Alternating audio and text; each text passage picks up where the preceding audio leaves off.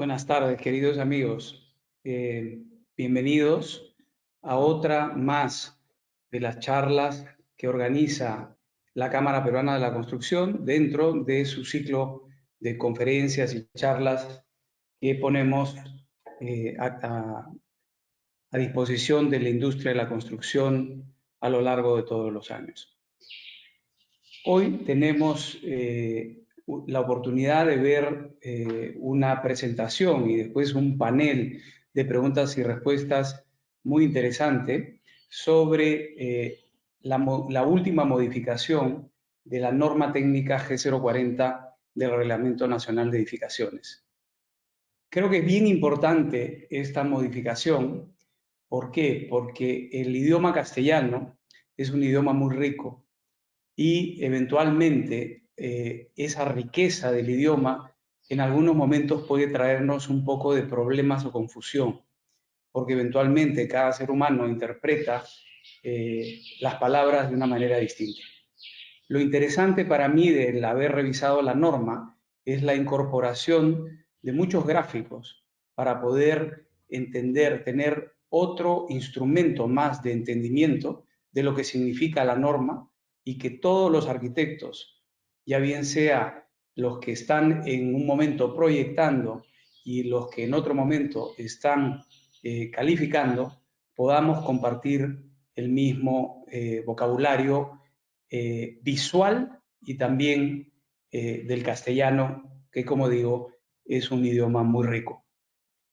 Quiero comentarles que esta tarde contamos con la presencia de dos arquitectos que han trabajado dentro del grupo de arquitectos que han hecho la modificación de la norma en el Ministerio de Vivienda, que son el arquitecto Jorge Hilario, analista técnico en el Ministerio de Vivienda, arquitecto por la Universidad Nacional Federico Villarreal y candidato a magíster en la maestría de Arquitectura, Urbanismo y Desarrollo Territorial de la Pontificia Universidad Católica del Perú. Tiene estudios de especialización en planificación territorial y gestión pública, también de la Universidad Católica. Arquitectura bioclimática con eficiencia energética en la Universidad Ricardo Palma. Políticas del suelo en América Latina, recuperación de plusvalía en instrumentos de financiamiento urbano del Lincoln Institute. Desarrollo urbano y vivienda por el Banco Interamericano de Desarrollo, entre otros. Es un arquitecto con mucha experiencia en gestión y digamos, el establecimiento de la normativa. Por otro lado, tenemos a Jorge Antonio Guapaya, arquitecto titulado por la Universidad Nacional de Ingeniería, con una especialización en gestión municipal y amplia experiencia laboral en entidades públicas y privadas, especialista técnico en elaboración de normativa nacional en materia de vivienda, habilitaciones urbanas y edificaciones. Actualmente se desempeña como especialista técnico en la Dirección de Vivienda de la Dirección General de Políticas y Regulación en Vivienda y Urbanismo del Ministerio de Vivienda, Construcción y Saneamiento. Y por otro lado tenemos a Germán Salazar, arquitecto por la Universidad Ricardo Palma y socio de una de las empresas más grandes de arquitectura, de LPS. Tiene 25 años o más, porque desde chiquitito quería ser arquitecto, en experiencia en el sector, y es él y su socio gestores de repente los proyectos más grandes de vivienda del país. Por otro lado, tenemos a la eminencia de la arquitectura, ganador del Hexágono de Oro en el Perú, José Antonio Vallarino, querido amigo, que es arquitecto por la Universidad de Ingeniería, magíster en Administración por la Universidad del Pacífico, representante de la Cámara Peruana de la Construcción en la Comisión Permanente de Revisión del Reglamento Nacional de Edificación, director o presidente del directorio de diversas empresas en el Perú y, como le digo, una de las personas que más ha desarrollado la arquitectura en el Perú, sirviendo desde la Cámara, sirviendo desde el Colegio de Arquitectos y también desde la actividad privada. Así que yo voy a ser solo de moderador este panel. No puedo dejar de hacer el publicherry de la Cámara Peruana de la Construcción. Nunca hay mejor momento para hacerse socio de la Cámara que un momento como este. Mira nuestra publicidad a lo largo de esta presentación y podrás ver cómo acceder a información de cómo asociarte. Muchas gracias y empezamos con Jorge Hilario. Muchas gracias por la presentación y muchas gracias también por la invitación a la Cámara Peruana de la Construcción. En esta oportunidad, ¿no? Participando como invitados al seminario institucional de modificación de la norma técnica G040, definiciones del Reglamento Nacional de Edificaciones, que como sabemos recientemente fue actualizado o modificado y publicado, ¿no? Bueno, quien les habla, como ya lo han manifestado, es este arquitecto que formó parte del grupo de trabajo de la modificación de la norma técnica G040 y indicarles que, bueno, todos los que están presentes también han formado en las etapas de la propuesta de modificación, ¿no? La última modificación o el dispositivo legal que modifica o que publica esta norma técnica es la resolución ministerial número 029 del 2021, ¿no? Siguiente presentación, por favor, Jorge. Bueno, solamente aquí indicarles un poco para ver la estructura del Reglamento Nacional de Edificaciones, ¿no? Actualmente contamos nosotros con 73 normas técnicas que conforman la estructura y la G040 definiciones, ¿no? Forma parte del título 1 generalidades de toda la estructura del Reglamento Nacional de Edificaciones, que está compuesto básicamente por 3 grandes títulos, que es generalidades del título de habilitaciones urbanas y edificaciones, ¿no?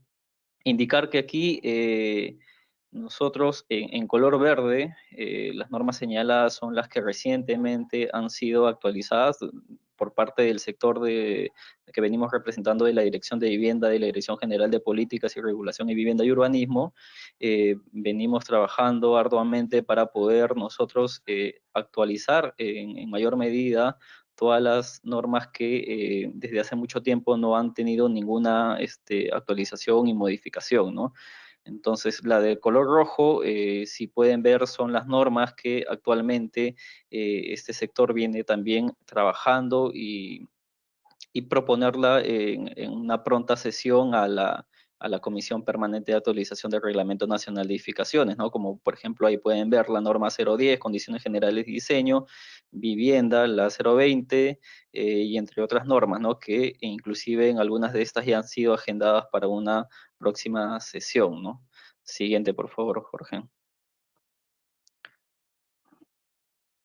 ¿No? Indicarles que cuando nosotros modificamos o proponemos una modificación de una norma técnica, ya que estas obviamente se pueden trabajar de forma independiente, es decir, cada norma está estructurada de forma tal que cada norma técnica pueda ser modificada, actualizada de forma independiente, y la Comisión Permanente de Actualización del Reglamento Nacional de Edificaciones es quien tiene la competencia, ¿no? de evaluarla y de aprobarla, ¿no? Según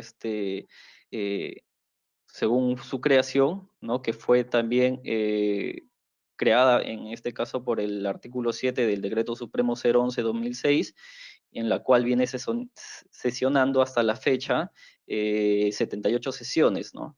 Entonces, de forma periódica, según los cronogramas que se realizan, según las presentaciones de actualizaciones, es esta comisión la que viene trabajando, ¿no?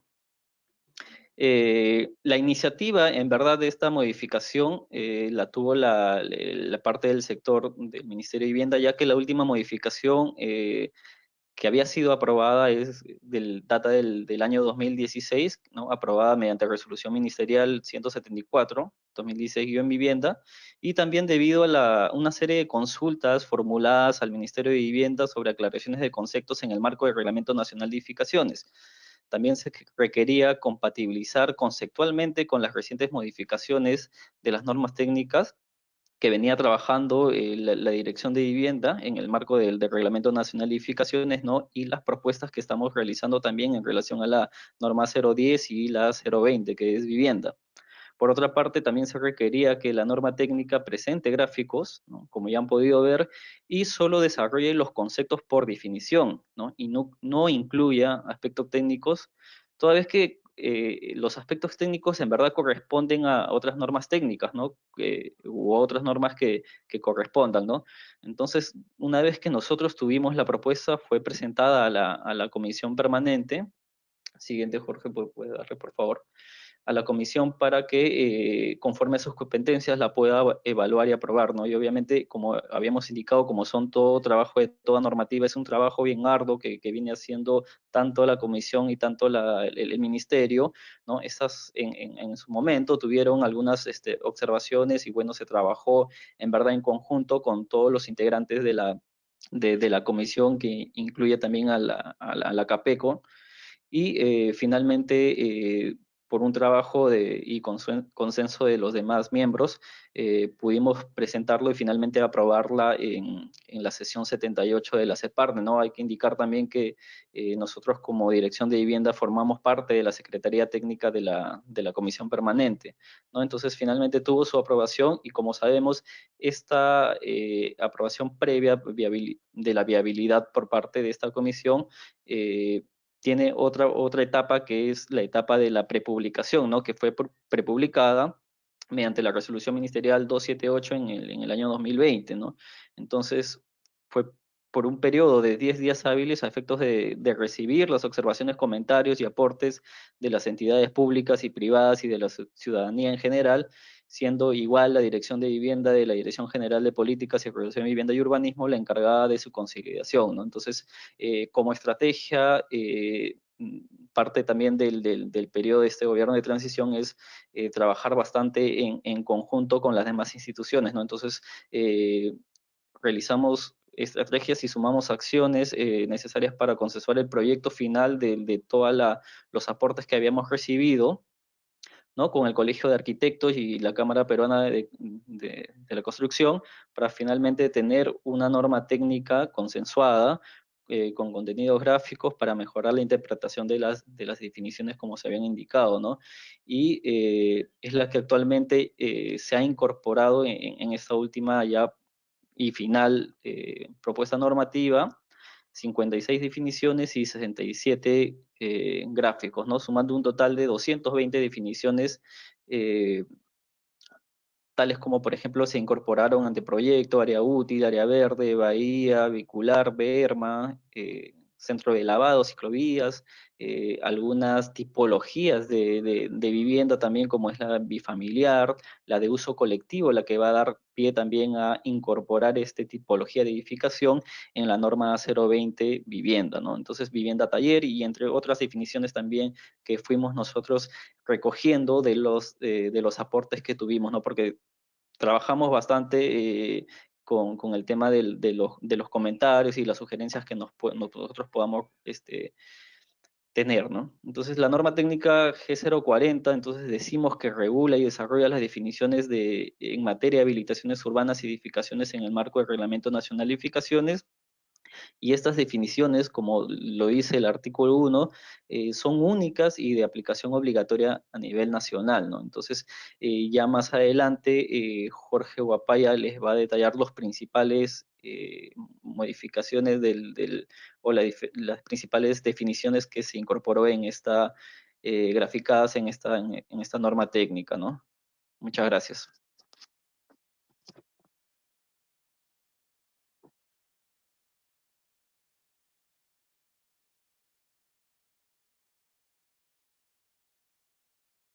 Bien, gracias Jorge por el pase.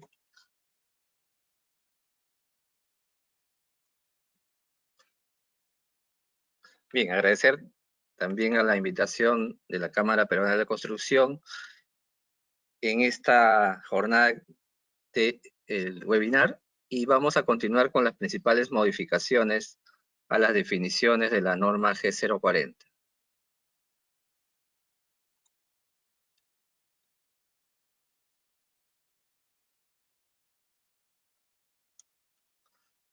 Vemos en pantalla la definición de acabados con, obviamente, el gráfico correspectivo, señalando que son los materiales que se instalan o forman parte del recubrimiento final de una infraestructura y que se encuentran integradas a ellas. Si recordamos la definición del año 2016, y quizás eso venía ya desde las versiones originales del reglamento, señalaban cuáles son esos acabados. Señalaba, si no me equivoco, los pisos, los cielos rasos, la carpintería, los aparatos sanitarios, las griferías. Cosa que a veces puede ser limitante, ¿no? Señalar si por A o B se omite un tipo de acabados, entonces surge esta duda y este vacío, por lo tanto, era materia de consulta también ante el ministerio. Entonces, al señalar de manera general que forma parte del recubrimiento final y también se encuentra integrada a esta infraestructura, es que el acabado está con esta definición general.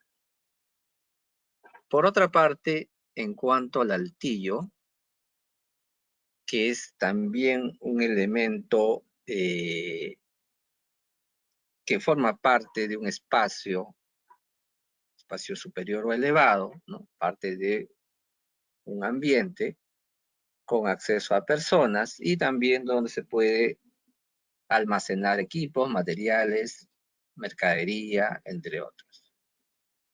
Es un elemento que forma parte, ¿no?, del piso como uso complementario.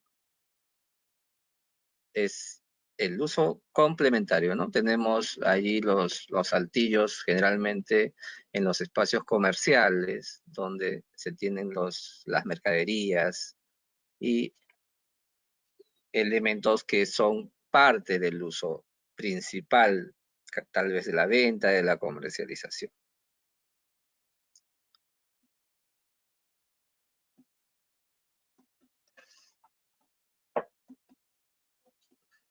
En cuanto al alero, el alero es el elemento que sobresale del muro o soporte estructural.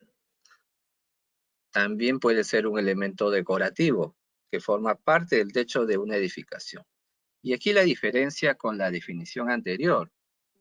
La definición anterior limitaba a que el alero únicamente sea la parte que sobresale del techo. Si vemos los gráficos, no solamente está limitado al techo, sino también a elementos que sobresalen de estos paramentos como elementos decorativos. Y esto lo vemos en este ejemplo del balcón, que es un elemento que sobresale y a la vez tiene un alero, que simplemente es un aspecto ornamental o de acondicionamiento ambiental para cubrir las necesidades de la fachada de la edificación, pero ya no se limita al tema de la estructura del techo.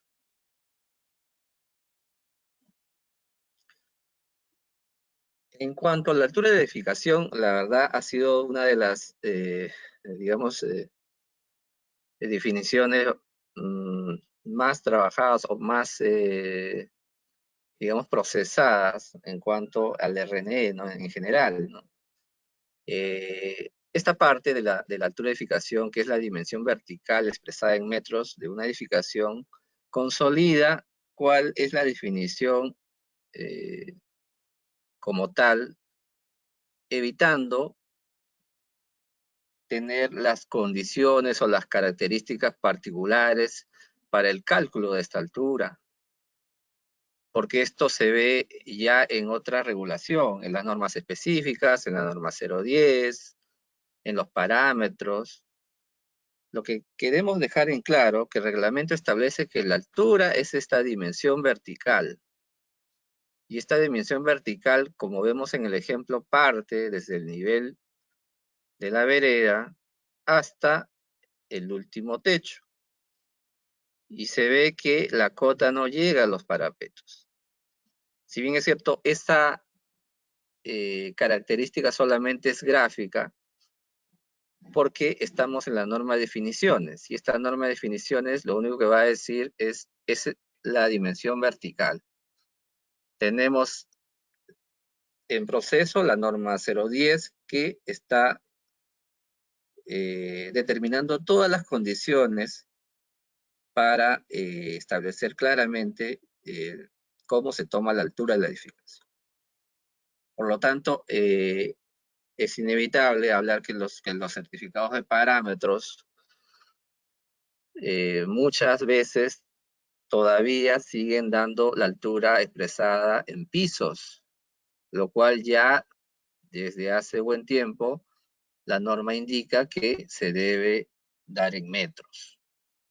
Y esta es la dimensión vertical a la que debemos referirnos, porque se trata de un parámetro, se trata de un elemento de la ciudad que condiciona la posibilidad de edificar hasta cierta altura y que no está en función a ningún uso, que no está en función así en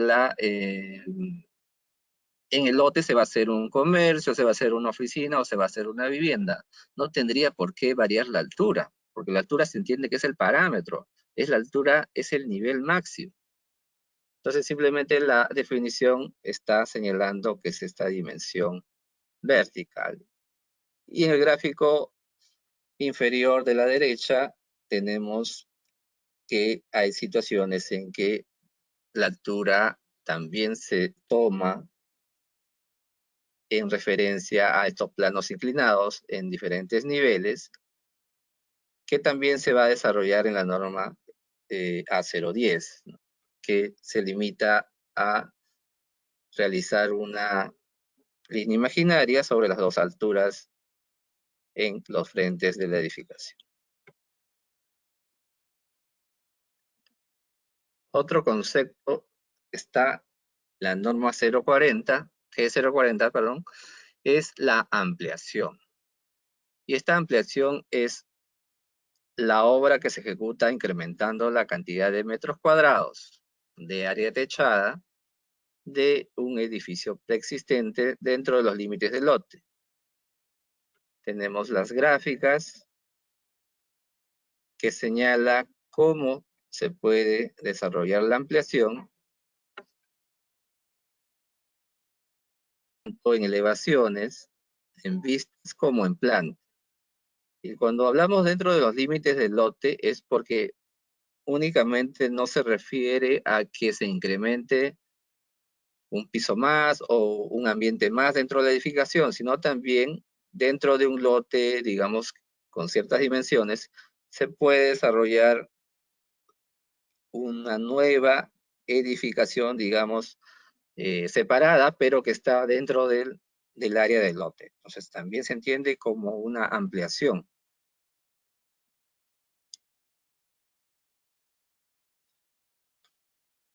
El área libre se está definiendo como el área y o superficie del terreno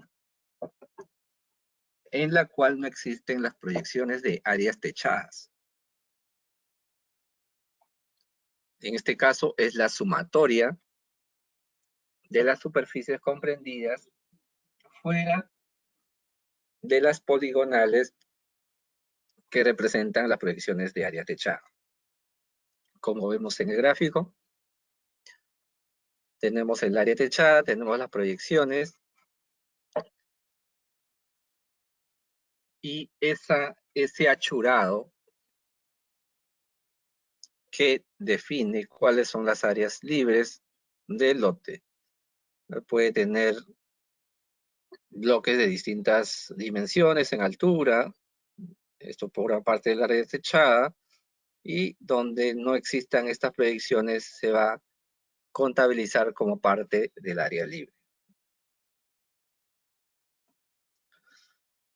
En el caso del área techada es también una sumatoria. Esta sumatoria tiene que ver con la relación entre el techo y la proyección de ese techo en cada piso. vemos que el gráfico señala esta relación de estas proyecciones que se hacen en todos los pisos y que finalmente la sumatoria de estas áreas es el área techada de la edificación. Y lo vemos en este corte, lo vemos por ejemplo en espacios a doble altura. Esta proyección es sobre su piso inferior. En el caso del ascensor, por ejemplo, esta se va a proyectar sobre su primer nivel o el nivel donde a donde sirve, ¿no? También, ejemplo, en plantas de acuerdo a la sumatoria de todas las plantas de la edificación, que puede también tener este esquema en corte. Por lo tanto, toda la sumatoria es el área techada de la edificación. El concepto de azotea es también una de las definiciones que bastante, digamos, trabajo o consenso se ha tenido que establecer para su definición final. Esta azotea se entiende como el nivel habitable. Y esto es un gran cambio con la norma anterior, porque decía nivel accesible. Y nivel accesible podría ser cualquier nivel que podría acceder hasta por una escalera de gato, incluso decía, ¿no? Entonces, esta azotea es un nivel habitable porque se van a dar usos que pueden ser usos privados, usos comunes o usos mixtos, que son actividades recreativas, complementarias, de acuerdo a la tipología de la edificación, y cuyo acceso también es por una escalera común o de manera interna por una propiedad exclusiva. Y lo más importante es que se está considerando un máximo de un 50% de área techada. Es lo que vemos en resaltado. Y también puede tener coberturas ligeras con materiales transparentes y o translúcidos. Entonces, el concepto de azotea es simplemente que no es un piso más, es un nivel habitable que tiene condiciones de edificabilidad, digamos, de hasta un 50%, que van a darse usos complementarios, tanto privados o de usos comunes o mixtos. Como lo señaló anteriormente, estas definiciones se han incorporado, por ejemplo, bahía vehicular es un nuevo concepto, que es la solución vial de ingreso y salida vehicular del predio con fines de embarque y desembarque de pasajeros y también para la carga y descarga de mercadería. Y está relacionado principalmente a también una de las últimas normas aprobadas, incorporadas al Reglamento Nacional de Edificaciones, que es la norma 011, que establece las condiciones para la evaluación del impacto vial en las edificaciones y que tiene dentro de sus criterios cómo se desarrollan las áreas, tanto para el embarque, desembarque de pasajeros o carga y descarga de mercadería. Entonces, esta bahía, que en realidad sí se da, o sea, actualmente se desarrollan muchas edificaciones con este tipo de soluciones, pero no había una definición en el Reglamento Nacional de Edificaciones. Por otro lado, tenemos la berma como el espacio público de la vía que actúa como confinante y protector del pavimento y que forma parte, obviamente, de la sección vial.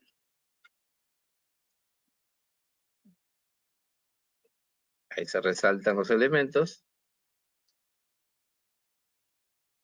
Se tienen también conceptos que, si bien no han sufrido modificaciones de fondo, simplemente en la redacción o alguna precisión, pero que el gráfico que sí se ha incorporado ayuda mucho, como también se dijo al inicio, que la interpretación tanto del proyectista como de la comisión técnica o del evaluador sea clara y que obviamente tenga una solución adecuada en la elaboración del proyecto.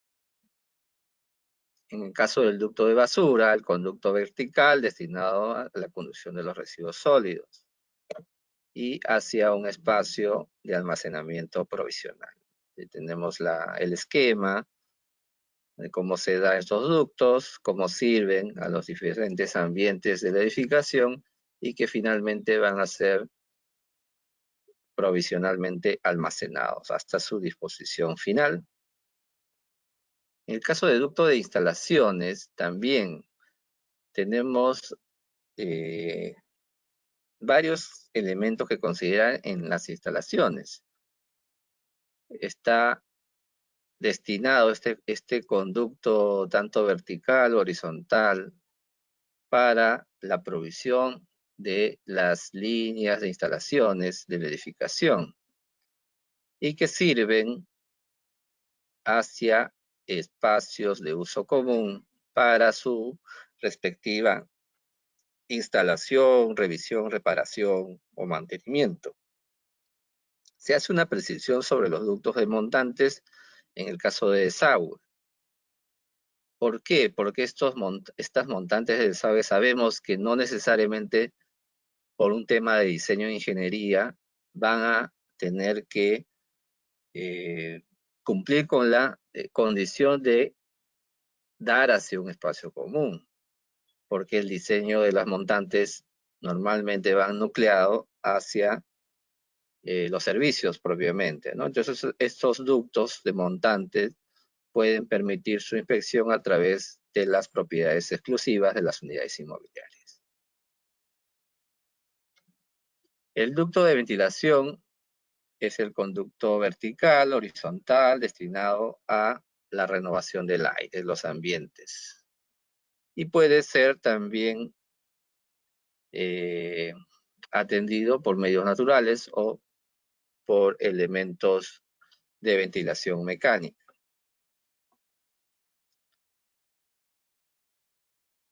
En cuanto a la escalera, y tenemos varias definiciones de escaleras ahí, hemos puesto la escalera integrada porque es la que está graficada, es la escalera cuyos espacios de entrega en cada nivel forman parte de los pasajes de circulación o vestíbulos de circulación horizontal sin elementos de cierre.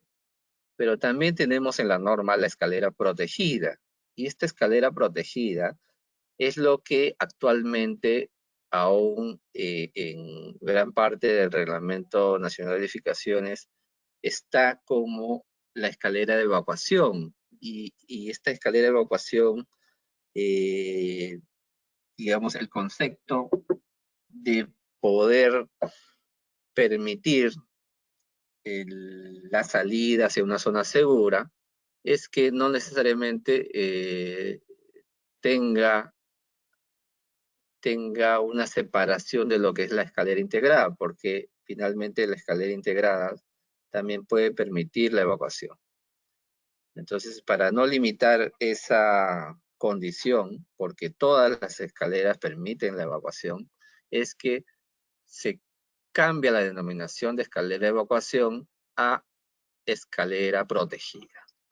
Y protegida porque tiene los elementos de cierre, elementos contra humos, elementos cortafuego, con todas las características que ya las normas A010 o A130 definirán de acuerdo a la tipología de edificación. Otra definición que se tiene en la G040 es el límite de edificación, como la distancia que define hasta dónde puede llegar el área techada de la edificación sobre la superficie del predio. Normalmente lo tenemos como límite el retiro o las dimensiones del retiro municipal, donde se respeta este límite de edificación, y en la norma específica, la norma 010, se tienen algunas condiciones para elementos en voladizo que se pueden desarrollar sobre esta área. También podemos encontrar la definición de muro perimétrico como el paramento que cerca el perímetro del predio sobre sus linderos. Como muro perimétrico. Y también el mezanine, que el mezanine es un piso habitable que no techa la totalidad del piso inferior. Y aquí en el esquema vemos que el mezanine sirve a este espacio, digamos a doble altura, y donde se le está dando una condición de hasta un 30% de área techada para no ser considerado como un piso. Tenemos que esta área ocupada, esta área techada, que forma parte del mezanine, podría ser hasta un tercio de todo el espacio que ocupa para no ser considerado un piso más.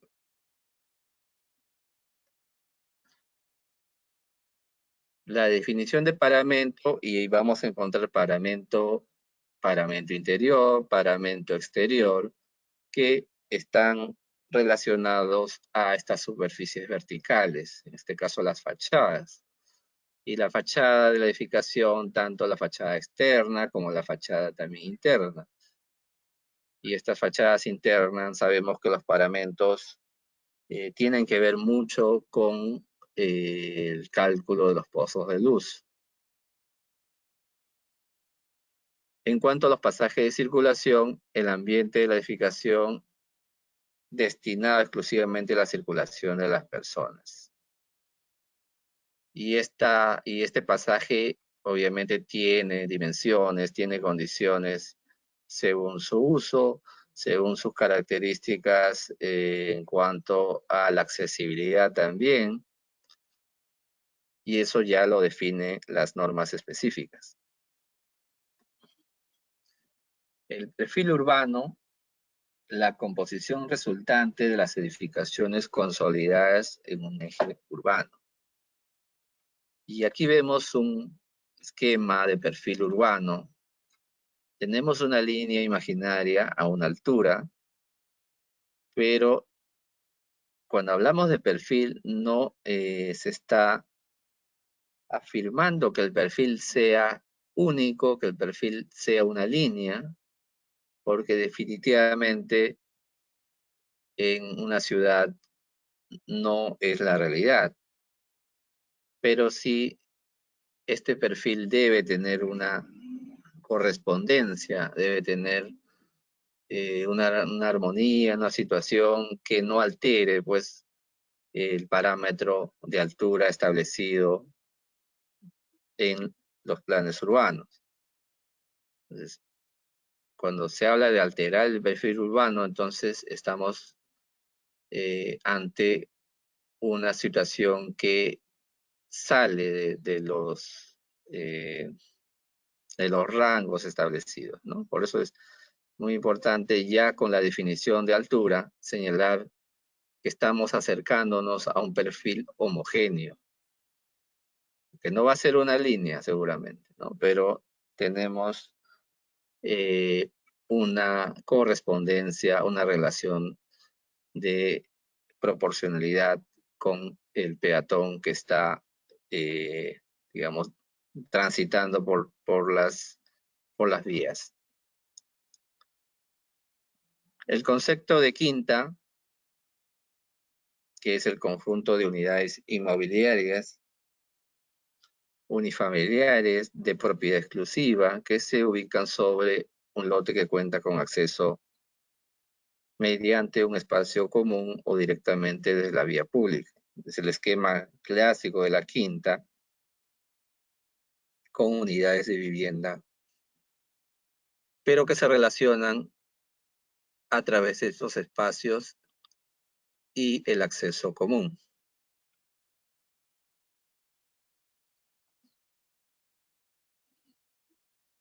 El uso de luz, cuya definición está como el patio o área libre que se proyecta hasta la altura máxima de la edificación, cuya función es de dotar a los ambientes a los cuales sirve de iluminación y ventilación natural. En la norma A010 se desarrolla los diferentes criterios para las dimensiones del pozo. Y mencionar que esta forma ya se ha analizado y definitivamente será reformulado, y no necesariamente las normas 010, porque vemos que estas condiciones aplican a edificaciones de vivienda. Entonces, esta forma de calcular los pozos de luz y que nos ha llevado bastantes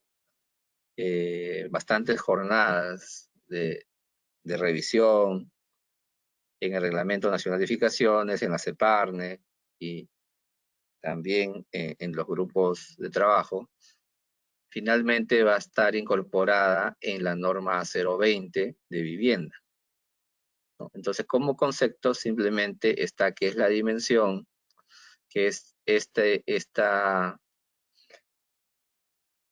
patio o área libre va a dotar de iluminación y ventilación natural. Como esquema está tomando una relación, pero no está estableciendo concretamente de cuánto estamos hablando de esa proporción. Y eso va a estar en la norma específica. Los distintos pozos de luz son internos o pozos posteriores o laterales, ¿no? Y sabemos que son conceptos distintos, que esté entre cerrado en los 3 paramentos o en los 4 lados, o que tengan cerramientos solamente en dos lados o de una cara. Entonces va a tener formas distintas de calcular. En el caso del semisótano, es la parte de la edificación cuya superficie del techo se encuentra hasta 1,50 m por encima del nivel de la vereda y que puede ocupar los retiros. También, y eso se continúa de la norma anterior, que puede estar destinado a vivienda, siempre que cumpla con los requisitos mínimos de ventilación e iluminación natural. Básicamente es establecer el máximo de altura para ser considerado como semisótano. Y en el caso de sótano, esta parte de la edificación, la superficie superior del techo se encuentra hasta un máximo de 50 centímetros por encima del nivel de la vereda. Aquí sí hay un cambio en cuanto a la redacción anterior, porque señalaba la prohibición en cuanto a la posibilidad de ubicar una vivienda. Entonces, eso nos está, digamos, nos está señalando esa digamos, esa imposibilidad, sino eso va a seguramente estar en la norma específica de vivienda. Y ya que hablamos de vivienda, también la vivienda cuyo concepto es la edificación independiente o es una parte de una edificación multifamiliar compuesta por ambientes. Y en los ambientes se dan los usos para una o varias personas donde sean capaces de satisfacer sus necesidades de dormir, comer, cocinar, asear, entre otras. El estacionamiento de vehículos cuando existe forma parte de la vivienda. Esta necesidad es dormir, comer, cocinar, asear, entre otras, son, digamos, la no exigibilidad a los ambientes, porque ya no hablamos de dormitorio, no hablamos de comedor, de cocina, de lavandería, de baño, sino que los ambientes tengan la función que permita estas actividades y no limitarse a, digamos, ambientes, porque ya sabemos que existen los ambientes múltiples, los ambientes que permiten comer y cocinar, o la sala con la cocina, el comedor integrado, la lavandería con la cocina, o el servicio con la lavandería. Entonces, se está yendo más al tema de las funciones. Y se señalan diversos casos, como ya también se indicó, la vivienda bifamiliar, que regresa en el concepto y la aplicación del Reglamento Nacional de Edificaciones, porque se ha tenido muchos casos, sobre todo en los programas de vivienda social que promueve el Ministerio de Vivienda, Construcción y Saneamiento. En el desarrollo de estos programas se dan muchas viviendas bifamiliares. En el caso de vivienda de uso colectivo, se está también incluyendo porque estas son unidades inmobiliarias básicas, digamos, que se van a integrar en una edificación y que van a tener servicios comunes, servicios de lavandería, servicios que puedan permitir cumplir casualmente esas funciones que no le van a dar en el espacio que van a tener, porque son unidades, digamos, de vivienda bastante mínimas. Y este uso colectivo va a permitir desarrollar la norma 020, que tiene todas unas condiciones para desarrollar este tipo de proyectos. Sabemos que la vivienda colectiva como tal, la norma 020 no dice, no señala ninguna condición. Tenemos todavía simplemente la vivienda unifamiliar, la multifamiliar, el conjunto residencial, la quinta, pero no tenemos ese tipo de viviendas. Y muchas veces, seguramente a los proyectistas han tenido que proponer soluciones basadas en tal vez experiencias internacionales, demostrar, sustentar ante la comisión este tipo de proyectos, y que obviamente en la 020 se van a poder plasmar. La vivienda multifamiliar es el edificio que comparte ya más de una unidad inmobiliaria, que tiene accesos comunes. Tenemos a la vivienda taller y tenemos a la vivienda unifamiliar, que sirve a un grupo familiar, a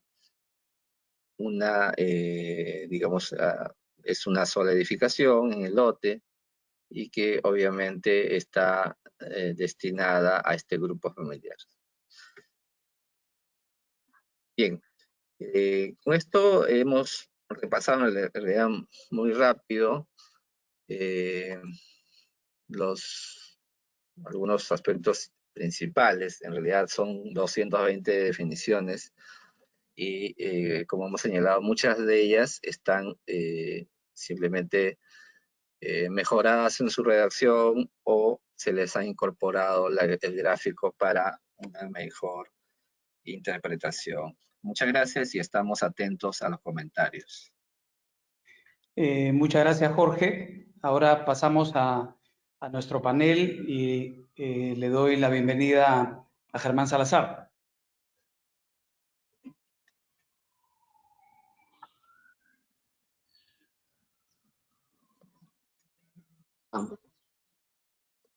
¿Qué tal? ¿Cómo están? Buenas tardes. Hola, Bueno, ¿qué muy tal? interesante. Buenas Muchas tardes. gracias a los Jorges, ¿no? Y yo quería hacer algunas precisiones porque es algo que hemos estado conversando en nuestro día a día. Lo primero es la parte de procedimientos, digamos. Veo que ha desaparecido la modificación de proyecto, que era algo práctico en nuestro día a día.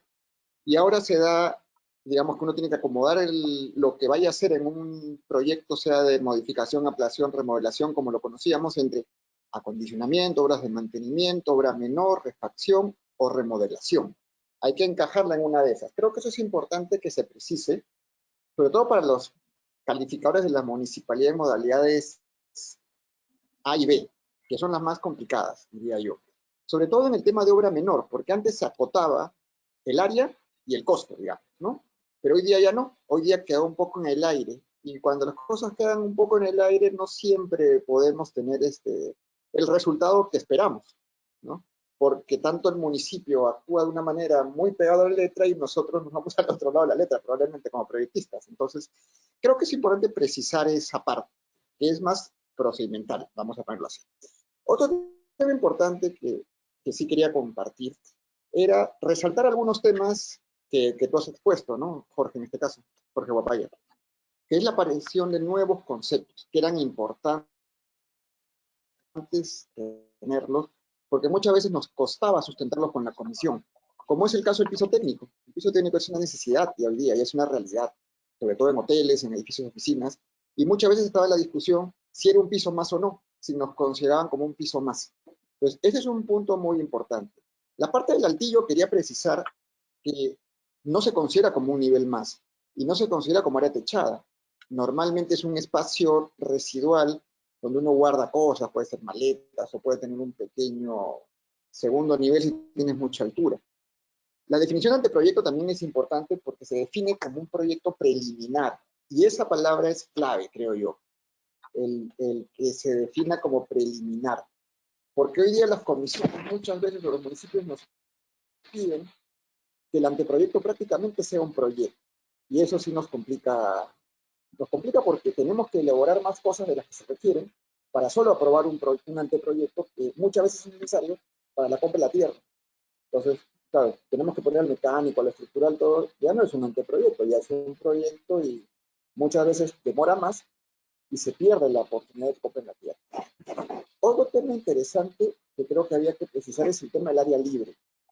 En el tema del área libre, ahí lo que es importante creo que es aclarar el concepto de que no necesariamente está en el mismo nivel, sino está en el nivel donde empiece el uso, sea vivienda o oficinas. Podría tener un primer piso totalmente techado de estacionamientos y en el segundo piso verde, y a partir de ese segundo piso es que se considera el área libre. Eso algunas creo que lo han precisado ustedes, pero siempre es bueno precisarlo. En el tema de la azotea, solamente un tema creo, la azotea está claro que no es un nivel más, pero sí es importante tener en cuenta de que muchas veces hay restricciones de que no te dejen los ambientes principales en el nivel de la azotea. Llámese dormitorio principal, sala, comedor o cocina. Y creo que si es un uso y da lo mismo lo que uno ponga arriba o abajo, no debería existir esa limitación. Hoy día se habla de que es para el desarrollo de actividades recreativas y complementarias. Entonces creo que es importante de que no haya una limitante. No solamente es una sala de juegos o un escritorio. Puede ser el dormitorio principal con una terraza, con un jardín, con algo bonito, porque no hace daño a nadie. Importante también la aparición de la definición de centro de lavado, que es algo que se da, que existe, que cada vez los departamentos lo requieren, pero que a veces algunas municipalidades decían, no existe, ¿no? Ese uso no existe, que pedía cosas extrañas. Entonces ahí hay un tema también importante. Hay un tema que quiero solamente mencionar un poquito para anotarlo, que es la construcción por etapas. Está claro que es la construcción por etapas, se refiere normalmente a edificios independientes, pero por el sistema de construcción de hoy día y las preventas y demás, se da muchas veces que un mismo edificio se termina partiendo por juntas de dilatación y se convierte en un proyecto por etapas también. Pero hay la restricción del revisor urbano, por ejemplo, que no puede revisar por etapas, más sí la comisión técnica. Y las comisiones técnicas muchas veces no se reúnen, porque con estas cuarentenas que existen, algunas municipalidades cierran. Entonces, ahí sería bueno ver la posibilidad de que existan otras herramientas para aprobar estos proyectos por etapas. Un tema de un edificio preexistente que sí es importante aclarar es que muchas veces nos piden, si bien yo creo que acá está precisado, ¿no? Que nos adecuemos a la norma nueva cuando queremos hacer una ampliación o una adecuación. Entonces, claro, un edificio preexistente nunca va a poder cumplir con estacionamientos, por ejemplo, entre la norma antigua y la nueva, o un colegio. Entonces, ahí sí es importante que el Ministerio precise que si eso se construyó en el año 60, ¿cómo lo voy a adecuar hoy día? ¿Con las normas del 60 o con las normas actuales? Tal vez llegar a un mix, ¿no? Tampoco irme al 60, que no tenía ninguna restricción, pero tampoco irme a lo que es hoy día, que muchas veces es más barato botar el edificio que hacer la remodelación. Después, importante aclarar para todos que la mezanine ya no se considera un piso más. La mezanine, siempre que no exceda el 30% del piso de abajo, creo que es importante aclararlo. Un tema que sí quería precisar y pregunto acá, sobre el montavehículos. Si bien ya está incorporado como definición, hoy día tenemos como vehículos los autos, las motos y las bicicletas. Entonces sí sería importante poder aclarar que el montavehículos puede ser utilizado para cualquiera de estos vehículos, porque en algunos casos tenemos una dotación de bicicletas impresionante, a veces es un sótano lleno de bicicletas, cuando no es tan preferido, y podría tener una solución de 2 o 3 niveles de alguna manera, ¿no? De alguna manera mecánica, pero evidentemente no hechiza, sino bien hecho. Entonces es un punto también creo que sería importante precisar. El piso técnico ya lo mencioné, que es una definición muy importante. Un tema importante del primer piso. En la definición de primer piso, se menciona que tiene que estar no menos del 50%, ¿no?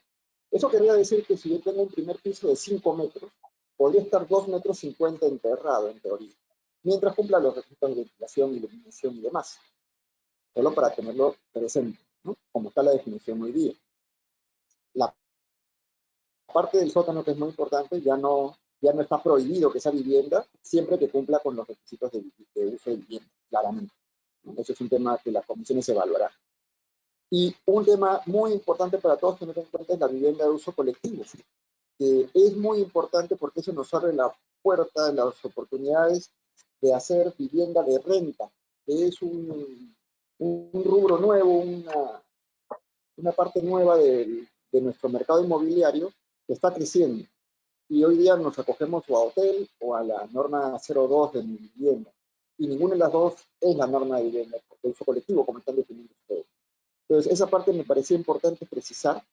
Y sobre todo, como preguntas, dejo lo primero, esto de la obra menor, acondicionamiento y algunos puntos que ¿no? Bien. Muchas gracias, Germán. Antes de entrar a las respuestas, lo que yo quisiera es que pasemos a José Antonio Vallarino y después empezamos nuestra rueda de preguntas y respuestas, ya que también a través del chat hemos recibido muchas preguntas. Algunas creo que han sido ya resueltas, pero de todas maneras después pasaremos al espacio de preguntas y respuestas. Adelante, José Antonio, muchas gracias. Gracias, Quique, y gracias por tu presentación inicial, aunque solo se explica por la larga amistad que tenemos. Bueno, efectivamente Tú me dijiste que me ibas a dar tu dosis de vacuna. ¿Cómo es eso? No he salido sorteado todavía, Quique. Vamos a ver si en la próxima vuelta. Bueno, a ver, reflexionar sobre el reglamento es algo que he tenido la suerte, diría yo, de venir trabajando y conversando prácticamente desde que se creó o se sustituyó el Reglamento Nacional de Construcciones en el año 2006, tarea que empezó antes. Y refiero a esto porque en realidad en el Reglamento Nacional de Construcciones habían algunas definiciones bastante generales, pero en el índice que se aprobó para el nuevo reglamento se vio que era súper importante tener esta puerta de entrada, ¿no? Esta manera de abrir la puerta a través de una norma específica cuyo propósito era que se convirtiera en un diccionario especializado, un diccionario formalizado para la realidad de la construcción en el Perú. Dado que, como bien dijo Germán y los expositores, lamentablemente o felizmente, no lo sé, ¿no? La manera como entendemos el idioma castellano varía de acuerdo con la experiencia de cada uno, y eso a veces dificulta el entendimiento. Entonces, una de las cosas que le pido al Ministerio, con este esfuerzo de ir mejorando cada vez los alcances de cada definición, es que se haga extensivo a todas las entidades estatales, principalmente municipales, que suelen hacer ordenanzas sobre aspectos que tienen que ver con la construcción, para que usen este diccionario, esta norma, y que simplemente hagan referencia a la norma, porque todavía subsisten municipalidades que al emitir sus ordenanzas comienzan con un capítulo de definiciones, y cada una de ellas también trae sus aciertos, pero lamentablemente más son los desaciertos. Entonces este es un tema que creo que invoco pues al Ministerio para que en la difusión como esta que está haciendo, ¿no?, le lleve a las municipalidades y a los gobiernos regionales no sé si obligación es la palabra, pero por lo menos la iniciativa para que usen este diccionario como la forma de entendernos. El segundo tema que yo quería comentar es lo difícil o lo complejo que resulta concordar, ¿no?, el reglamento, por hecho, la definición propiamente con lo que viene después. Es la manera como esta definición se aplica en la práctica, ¿no? Germán ha hecho una serie de comentarios relativos a que aquí está la definición, ¿no? Jorge también, pero ya viene en la siguiente norma cómo es que esta definición tiene unos límites o tiene una forma de aplicarse, ¿no? Yo solo quería hacer referencia a que un reglamento en realidad es la última etapa de una secuencia que comienza con una estrategia, que sigue con una política, que sigue con un procedimiento, que es una secuencia de actividades, y que finalmente termina en un reglamento cuyo propósito es justamente que no exista discrecionalidad. La esencia de una norma o de una regla es que quienes la entiendan o la lean no puedan interpretar cosas distintas. Yo comprendo que esto es una aspiración alta, porque no siempre ocurre eso, pero yo siempre hago referencia al reglamento de tránsito, ¿no? El reglamento de tránsito lo dice pare. Los peruanos vemos el letrero de pare y disminuimos la velocidad, pero en otras realidades el letrero de pare es pare, pues. O sea, lo que quiere decir el letrero de pare es que uno tiene que parar, no que uno tiene que mirar y bueno, si no viene nadie, paso nomás. Igual ocurre con prohibido voltear a la izquierda o la velocidad máxima. Es decir, es un reglamento. Es un reglamento que no está hecho para la policía, ¿no? Nosotros, yo igual que Germán, tenemos siempre esta idea de la comisión interpreta así, la comisión me va a decir esto, la comisión lo va a ver de esta manera, como si la comisión fuese el objetivo del reglamento. Claro, la comisión técnica y ahora los revisores urbanos naturalmente van a usar el reglamento como su referente para aprobar o no, pero el reglamento se hace como una norma de conducta social. Yo tengo a mis amigos arquitectos que dicen, no debe haber reglamento para nada, esto es un desastre, nos limita la creación, nos limita las posibilidades.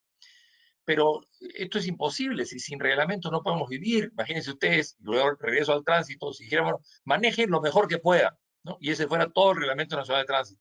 Bueno, no quiero imaginar, en fin, lo complejo que sería administrar el tránsito con un reglamento tan laxo. Por lo tanto, las reglas son necesarias. Hay que ajustarlas a la realidad, hay que darles la debida contenido, hay que facilitar ese entendimiento y dar a la gente el instrumento para que lo aplique. Por eso es que yo felicito, y así fue pensado además este Reglamento Nacional de Edificaciones, para que cada cierto tiempo, como si fueran cajones diferentes de un solo mueble, se pudieran sustituir parcialmente las normas con la finalidad de ir mejorando, y esto por supuesto es un viaje infinito, o sea, esto va a seguir mejorando en el tiempo, hasta mucho después que todos nos vayamos a este mundo, para ir cada vez adecuándonos mejor a los cambios que hay, tanto tecnológicos como los cambios de entendimiento de la gente, como, en fin, hay infinidad de situaciones que nos obligan a ir cambiando. Aparte de esta cosa general, efectivamente yo creo que se ha podido mejorar la definición de varias cosas. Algunas ya han sido citadas. Ha crecido el número de definiciones. Efectivamente, ahora hay 220 comparado con 166 que habían en la de 2016.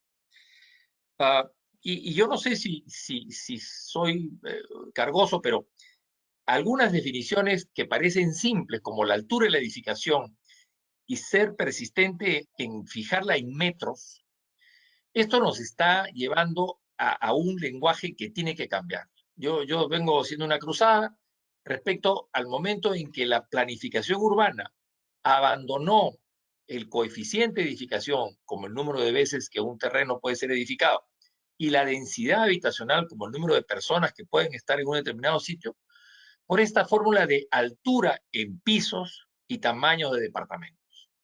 Esta fórmula, que se hizo seguramente con buen criterio en su momento, y que subsiste hasta ahora y que ha servido más bien como un instrumento de exclusión. Hoy día, con los cambios vertiginosos en el precio del suelo y el incremento de valor de las edificaciones, la probabilidad de que una persona adquiera un departamento, voy a decir, de 100 metros cuadrados, es casi un acto de valor. O sea, es decir, probablemente en el año 2000, esto es anterior al 2003, o sea, 2000 ya, 1900 y algo, un departamento de 100 metros cuadrados costaba, en equivalente a sueldos mínimos, la tercera parte o menos de lo que hoy día cuesta.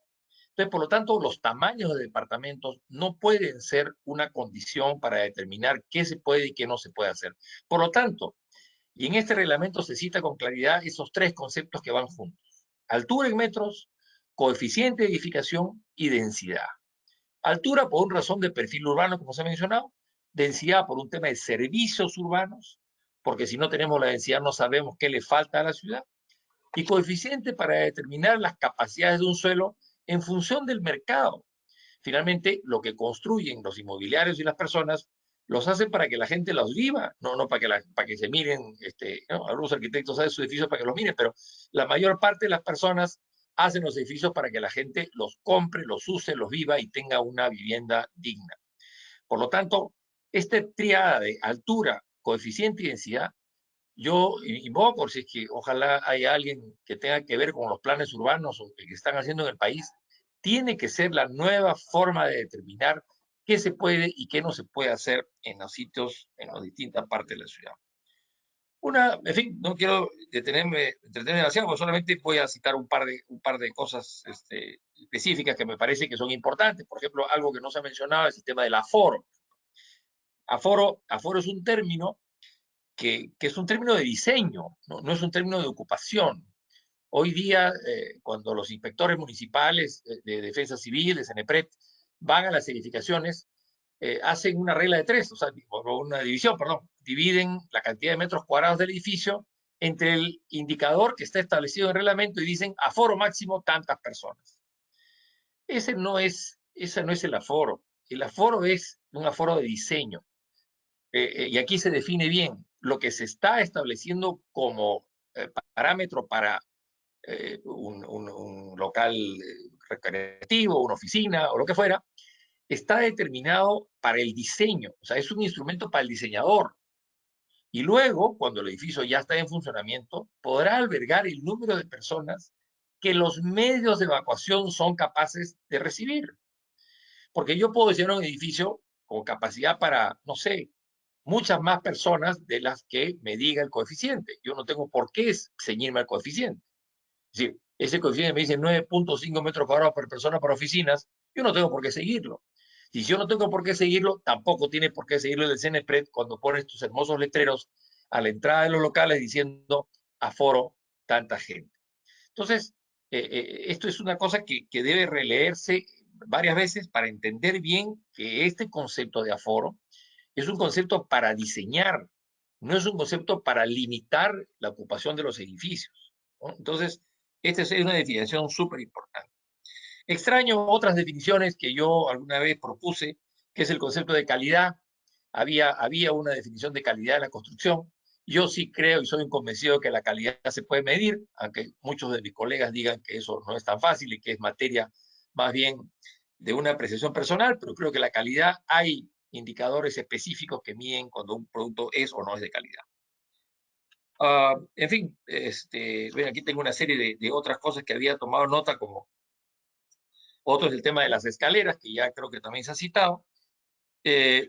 Comparto con Germán que probablemente el tema de obra menor, que digamos, se desprende del metraje y del valor para convertirse en una cosa menos precisa, en fin, puede tener, pero yo creo que tanto en el caso como está descrito ahora, como estaba descrito antes, tiene sus pros y sus contras. O sea, antes, en fin, el famoso 30 metros, en fin, si tenía 31 ya no era la menor, si valía más de 10 UITs ya no era, entonces tenía que traer presupuesto, en fin, tenía una serie de limitaciones, pero en fin, la idea de la obra menor es que esto pueda ser dirigido por el propietario, o sea, por la persona que está involucrada en la mejora de su local, de su casa, ¿no? del sitio de habitación. Y una cosa que no se ha mencionado, pero que también es una novedad de esto, es el tema de la definición de vías, ¿no? En todas partes nosotros hablamos de vías expresas, arteriales y colectoras, y nadie sabe exactamente cuál es la diferencia entre expresa, arterial y colectora. Y si bien la definición que está aquí en el reglamento no es todo lo precisa que probablemente uno quisiera, por lo menos ya nos da un acercamiento de qué se trata cuando hablamos de vías expresas, arteriales o colectoras. Por último, tengo la ilusión de que el haber incluido la vivienda de uso colectivo, como mencionó Germán, dentro de las definiciones, y va a ser incluida como desarrollo también en la A020 de vivienda, esta sea una tipología compatible con residencial. Es decir, que ya no haya ninguna necesidad de ir a buscar un índice de usos ni ninguna cosa rara para hacer un convento, para hacer una residencia de estudiantes, para hacer un edificio de vivienda de alquiler, o para hacer un geriátrico o para personas mayores, ¿no? Y que esos sean usos perfectamente compatibles con vivienda, por una razón muy simple. Son vivienda, o sea, no son otra cosa que vivienda. Sin embargo, hoy día todos sabemos que eso a nivel municipal trae una serie de disfunciones, porque yo no sé por qué algunos alcaldes creen que no van a envejecer o que sus hijos no van a ir a la universidad. Bien, estos son los comentarios generales. En fin, no sé si más tarde hay alguna otra cosa más en la que pudiéramos ver. Nuevamente, creo que son esfuerzos muy grandes. Esto demora mucho tiempo, esto requiere muchas pasadas, nunca va a estar bien. Y bueno, felicito al Ministerio por estar siempre atento a ir adaptándose a las posibilidades de ir mejorando, sobre todo con finalidad de mejorar pues, la capacidad para invertir en nueva vivienda o nuevas edificaciones sin tanta regulación limitante, sino con regulaciones más bien facilitadoras o que permitan más cosas que las que, en fin, dentro de lo razonable, por supuesto, para que se pueda invertir y construir más. Bien, eso es lo que quería comentar. Muchas gracias, José Antonio. Siempre enriquecedor tu comentario, tu punto de vista, y nos aclara, ¿no? Muchas cosas.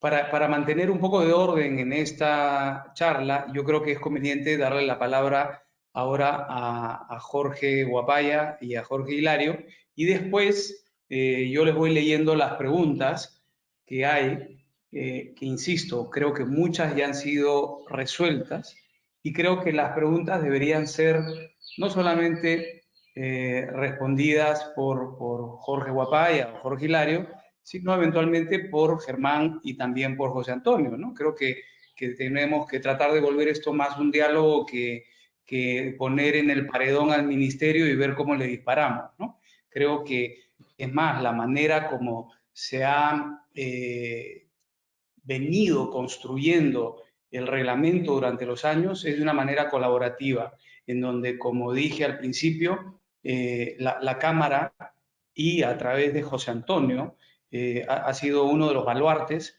del manejo, de la actualización del reglamento.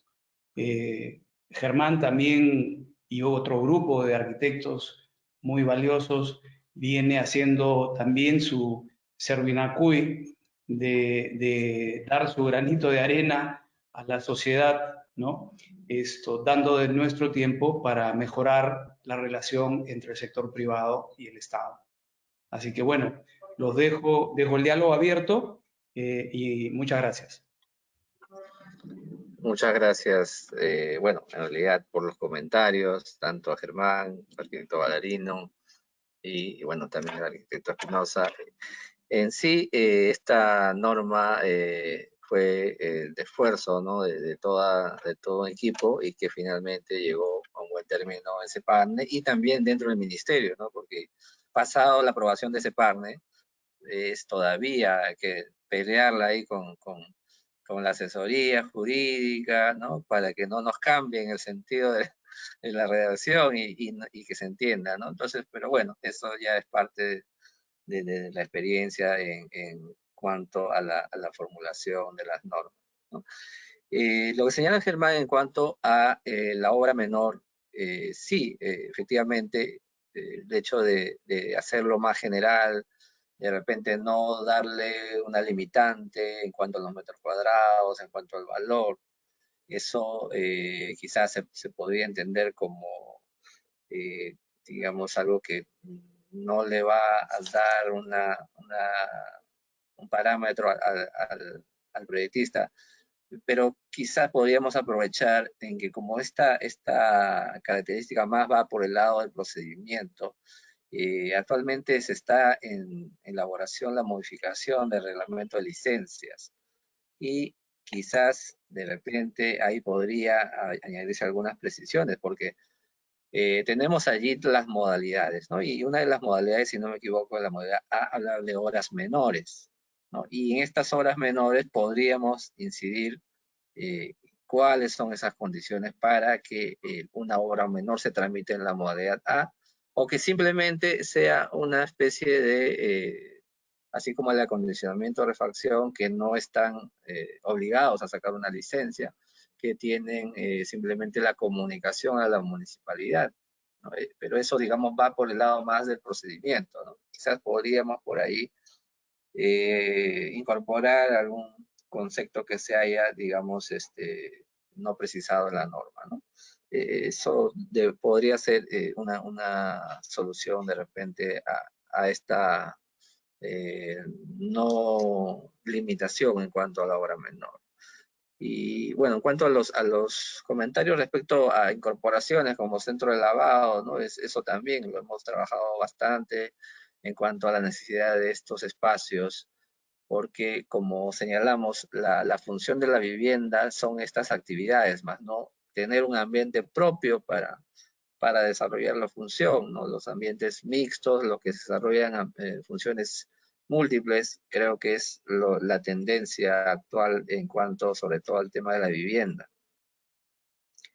Lo del montavehículos es algo que también podría también desarrollarse de manera que no solamente esté referido pues a la unidad vehicular, ¿no? Y que integre otro tipo de movilidades también. Eso lo estamos trabajando también en la norma 010 y que obviamente lo pondremos a debate en la CEPARNE, ¿no? En la próxima CEPARNE.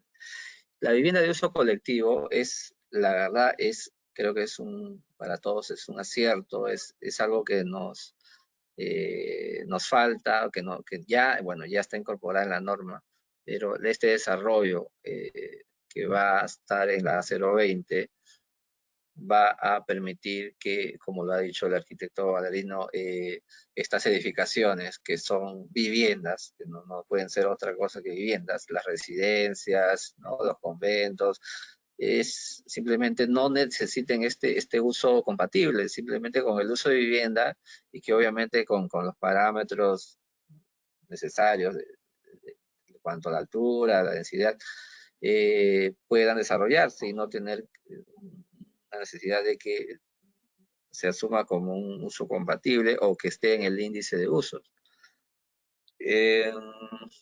Bueno, por parte del arquitecto Ballarino, mencionó lo de las ordenanzas cómo las diferentes municipalidades adoptan,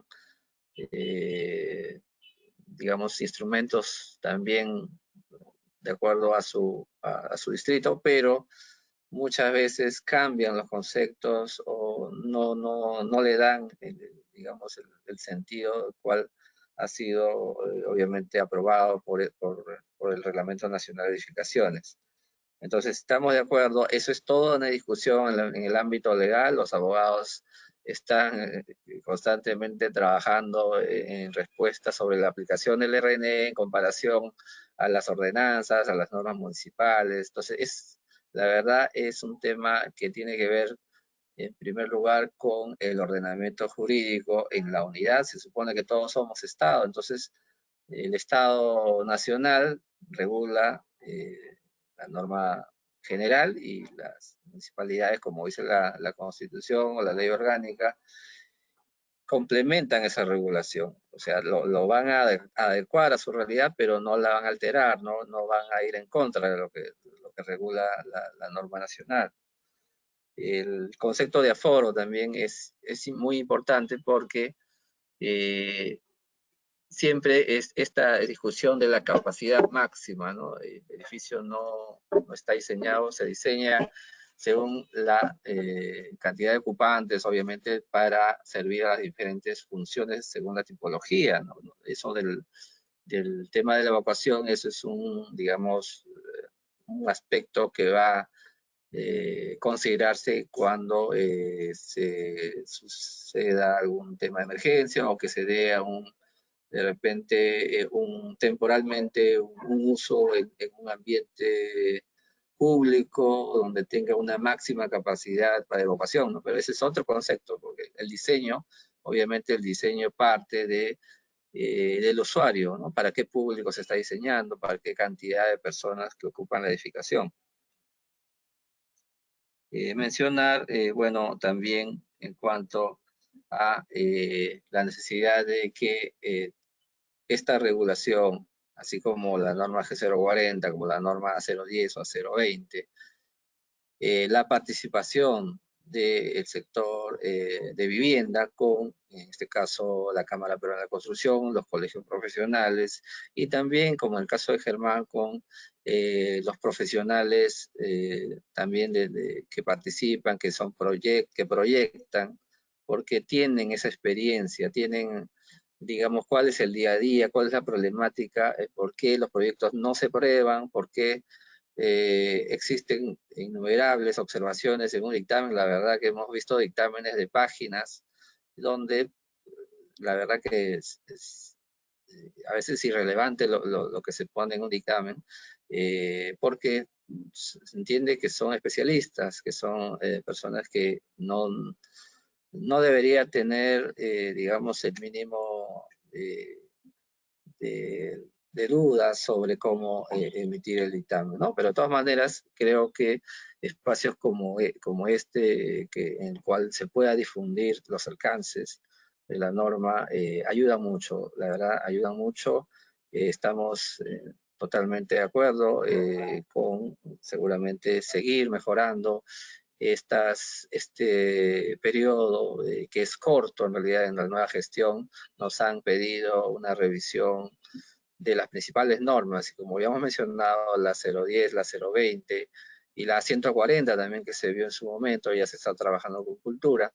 Evidentemente hay una apertura, antes era muy cerrado el concepto de patrimonio, ahora hay cierta ya llegada, ¿no? a las direcciones de patrimonio, y por lo tanto estamos también haciendo valer nuestra posición en cuanto a que se permita poder intervenir en estos inmuebles que con esta regulación evidentemente es actualmente imposible, ¿no? Gracias en realidad, y bueno, atento también a las preguntas del público. Muchas gracias, Jorge.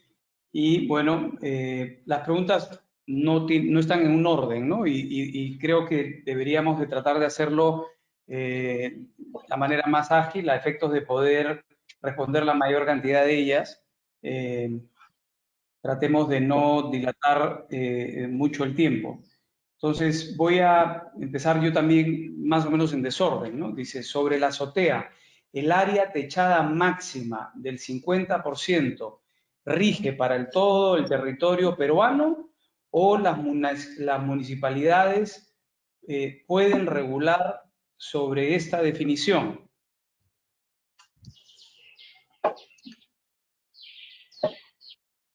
Ok, se ha mencionado la condición de un área de hasta un 50%, dándole un tope máximo. Y que esto obviamente va a incorporarse dentro de los parámetros que tiene la municipalidad.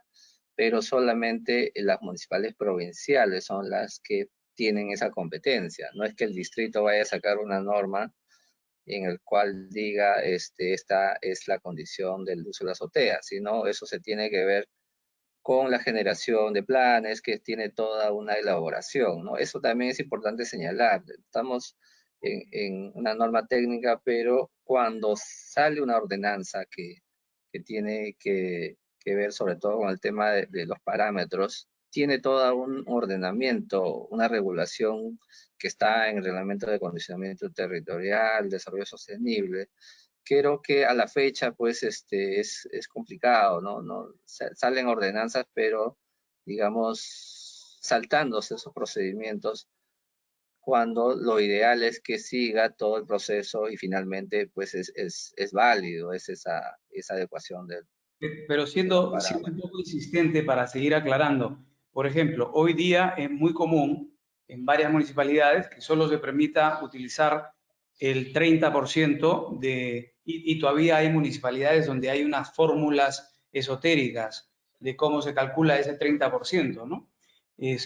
Por consiguiente, yo el día de mañana puedo exigir a la Municipalidad de San Isidro que respete la norma y cumpla con el 50% en una azotea. ¿Puedo o no puedo?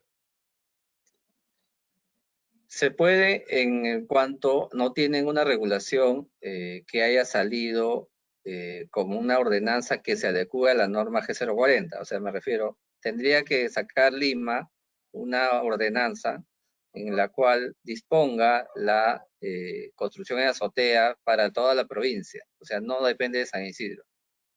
Ya, pero mientras Lima no haga esa ordenanza, porque no la va a hacer nunca, yo como... Sí, claro, aplicando la No, norma G040, porque es de aplicación nacional. o sea, sí puedo exigirlo.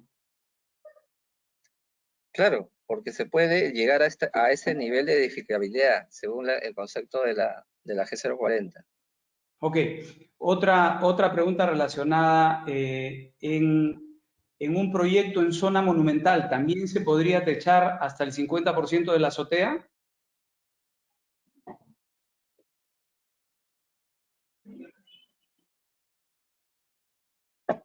En zonas monumentales hay algunas restricciones particulares por su condición que está en un plan específico. Es más limitante, ¿no? Porque tiene que ver con inmuebles de valor, inmuebles que están asociados a una condición de patrimonio, ¿no? Eso sí debería tener que esté claro en el sentido de la municipalidad tenerlo definido, ¿no? Si todas las municipalidades saben cuáles son sus listas de inmuebles que son patrimonio, que tienen valor monumental. Entonces, esa condición del área en la azotea, es más, lo hemos planteado nosotros cuando nos hemos reunido con Cultura en las sesiones de la norma 140. Eso se va también dado que ya está en la G040, se va a tener que adecuar también la norma de patrimonio, ¿no? Pero el momento, siendo el caso de Cultura, es un caso particular, yo lo vería todavía limitado. Una pregunta rapidita. ¿Los balcones se deben considerar para el cálculo del área techada? Eso depende del diseño, pero no sé si puedes, Jorge Hilario, ahí apoyar en la respuesta. Y bueno, O sea, básicamente bajo esta nueva definición de norma, ¿no? ¿Los balcones son parte del área techada o no? lo que pasa es que en la norma anterior básicamente había unas restricciones cuando no se consideraba como área techada, ¿no? Inclusive decían los balcones descubiertos, en ese caso no formaban parte del área techada, ¿no? Pero esas restricciones, obviamente que se han analizado también parte de esta nueva propuesta, van a ir en otra normativa, ¿no? En la normativa donde ya se señala y va a ser, bueno, materia de análisis también en la norma 010, ¿no? Por Pero o consiguiente, sea, ahorita no podríamos responder hay si... dependiendo de la particularidad del diseño.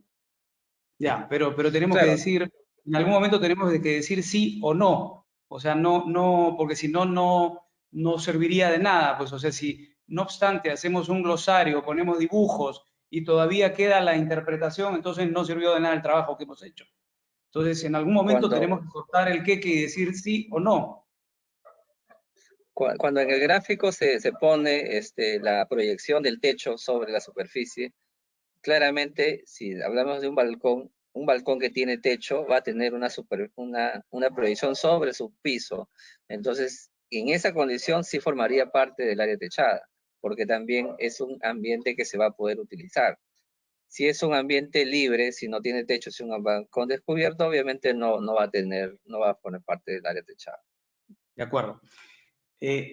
Quiero comentarles que un porcentaje importante de las preguntas están referidas a la Municipalidad de San Isidro, lo cual para mí genera una preocupación muy grande, ¿no? O hay muy mala gestión en la Municipalidad de San Isidro, o es la única municipalidad en el Perú en la que se construye, lo cual no creo que sea cierto, ¿no? O sea que creo que no dudarán la respuesta conmigo de lo que hay es muy mala gestión, porque si no, no hubiera tantas preguntas relacionadas a la Municipalidad de San Isidro. Y las voy a leer, ¿no? Y voy a decir con nombre y apellido. La arquitecta Patricia Díaz dice, con respecto a la altura en metros, hay municipalidades como la de San Isidro que persisten en considerar pisos y no en metros, como dice el reglamento, dice la ley, dicen las opiniones vinculantes. Pero cuando tú tienes un psicópata que dirige el área de obras privadas de una municipalidad, estamos reventados, ¿no? Entonces, aludiendo que ordenanzas de Lima sí lo indican, y ellos responden a esas ordenanzas. Los delegados y los revisores urbanos respetamos lo dicho por el RNE, pero ese distrito inmediatamente plantea nulidades psicópatas que complican innecesariamente el avance de los proyectos. ¿Cómo acabar con estas trabas? ¿Qué hacemos? Los mandamos con la vacuna china, creo. Sí, la verdad, bueno, así como San Isidro, seguramente... Si me permite, Sí. quisiera hacer un pequeño comentario. Esto se inserta dentro de la autopercepción primero y de la demora que ha habido en reconocer la categoría normativa. O sea, originalmente las municipalidades consideraban que las ordenanzas tenían el mismo rango y hasta de la misma fuerza y hasta el mismo rango que una ley, no digo que un decreto supremo. Y entonces, cuando uno llegaba a un decreto supremo, se reían en tu cara y decían, no, mi ordenanza vale más que tu decreto supremo. Entonces, esto ya se arregló, ya se ordenó, digamos, con la 29, una de las tantas variantes de la 29090 respecto a la prelación de normas. Pero subsisten en la ley orgánica de municipalidades determinado tipo de competencias que asumen que las municipalidades tienen ciertos privilegios normativos. Entonces, es un poco, tú ya sabes lo que está pasando también con la aplicación de la 002, también en San Isidro, ¿no? Que esto ha escalado hasta el Tribunal Constitucional en una contienda de competencias, ¿no? O sea, ya esto es el Estado dentro del Estado, ¿no? Y efectivamente, No, yo creo que eso... es la discriminación, José Antonio, es la ¿Perdón? discriminación. Eso se llama discriminación y hay que decirlo con todas las letras. O sea, San Isidro es un distrito donde los que lideran hoy en día el distrito ejecutan discriminación por color de piel, por religión, por ingreso económico, por todo lo que la ley prohíbe.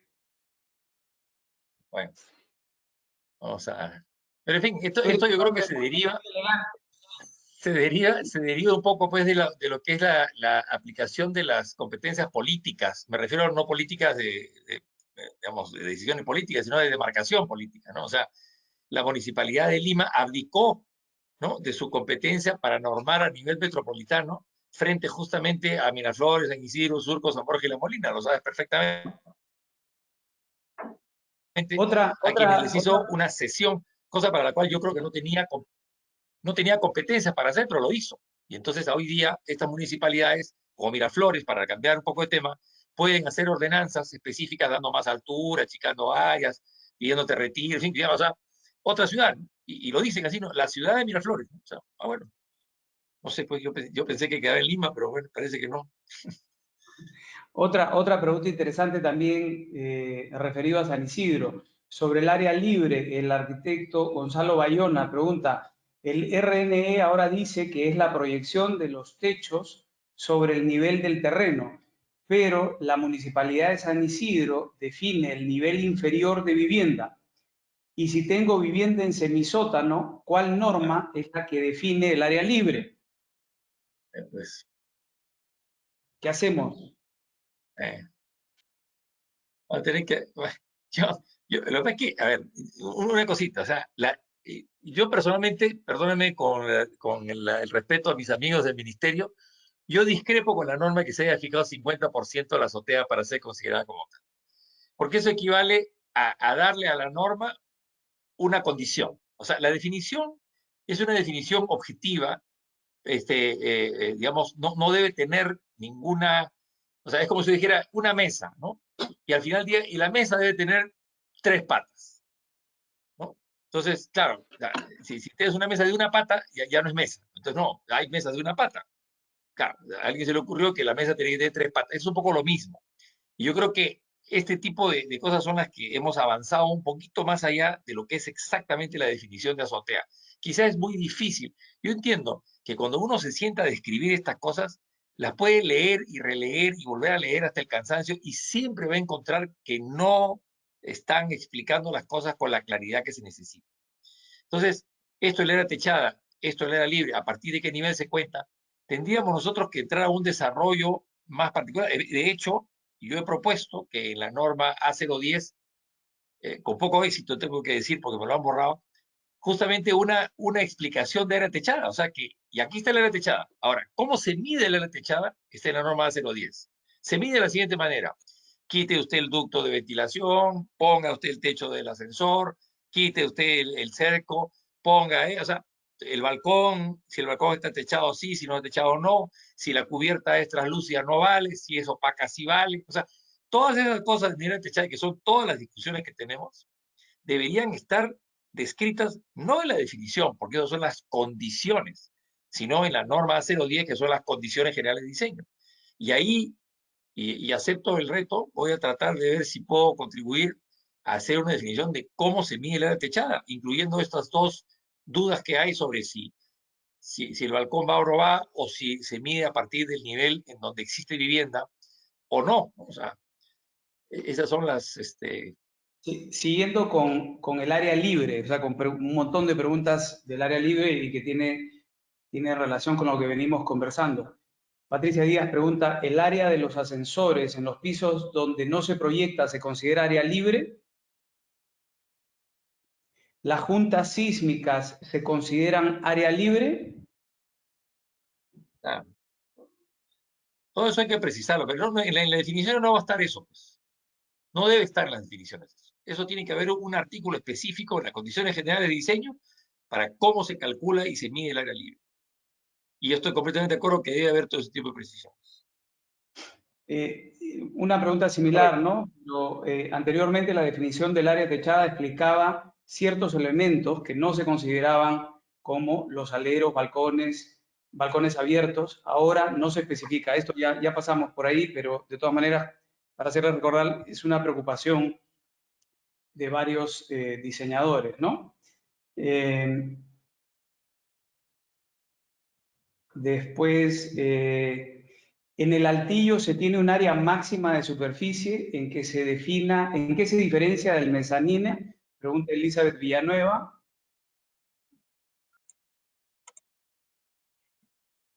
Obviamente el altillo es complementario, es algo que viene de un espacio principal. En cambio, el mezanín es un ambiente, es todo un ambiente, pero que tiene un máximo de, digamos, capacidad para no ser considerado como piso. Sobre la colindancia de altura de la nueva norma, primero, confirmar que la altura adicional también podría ser hasta la altura del edificio de enfrente, no solo el colindante. Dos, cómo se determina la altura del edificio existente de mayor altura cuando el edificio existente tiene dos alturas, una delantera más baja y otra posterior más alta. La altura del edificio existente es la medición física o la que señala su licencia. Carlos Nerio. Esa es media complicada. A ver, yo quiero hacer un pequeño comentario general respecto a estas preguntas. A ver, ningún reglamento es capaz de resolver todas las condiciones. La casuística es infinita. El otro día veíamos el tema de los pozos de luz, por ejemplo. Claro, todo va muy bien en la medida que el pozo de luz tiene una forma regular. Pero ¿qué pasa con los pozos de luz que no tienen formas regulares? Y ahí pasa de todo, triángulos, en fin, hay miles de variaciones. Entonces, de alguna manera, no se puede hacer una norma que considere todas las posibilidades. Alguna vez yo he leído, por ejemplo, que la colindancia se mide solo si el edificio vecino está en el límite de propiedad. Y si tiene la entrada de autos es por ahí, ya no tienes colindancia, ¿no? Entonces ya se aclaró eso, que la colindancia es con el terreno donde existe el edificio, con el lote que existe el edificio y no sobre el edificio en sí, ¿no? Pero bueno, tenemos discusión también sobre la colindancia posterior. Hay una idea ahí de añadir las colindancias posteriores, en la cual yo personalmente tengo dudas sobre si es una buena idea. Que tiene que ver también con el volteo de los edificios en esquina, ¿no? O sea, hasta dónde llega la altura de un edificio que tiene una altura sobre una calle principal y evidentemente la calle lateral, el edificio de esa altura mayor da la vuelta hasta un sitio. O sea, no puede ser indeterminado, porque puede ser un lote que tenga todo el frente de la calle lateral y no puede ir toda la cuadra completa, ¿no? Entonces, todo ese tipo de cosas, delimitar, las municipalidades lo han estado haciendo, ¿no? Algunas lo han estado haciendo, pero yo creo que algunas con éxito, otras con ideas peregrinas, pero yo creo que todas esas cosas se pueden introducir, no aquí, sino en las normas de las condiciones generales de diseño. Pero en fin, son buenas reflexiones que siempre son efectivamente las del día a día, ¿no? Yo quería precisar un poco con este aspecto. Mira, lo que es importante definir o aclarar es que estos son definiciones. Y como bien dice José Antonio, no se puede poner todos los casos en eso. Sin embargo, sí es importante crear jurisprudencia. Sí es importante que si se resuelve algo de una manera para el distrito A, sirve para todos. Y eso es lo que nos falta incorporar.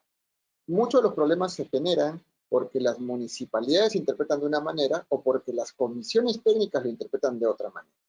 Y ahí tenemos que ponerle, como se dice, el punto en la I, porque hay que ver quién es el que hace eso. Si el colegio de arquitectos se pronuncia porque es el que maneja a los revisores urbanos y a las comisiones técnicas o porque es la casa de ellos, o es el ministerio o son los dos, que de alguna manera se pronuncian gráficamente en cada situación y se va generando no un nuevo reglamento, sino jurisprudencia sobre lo que la definición ya dice.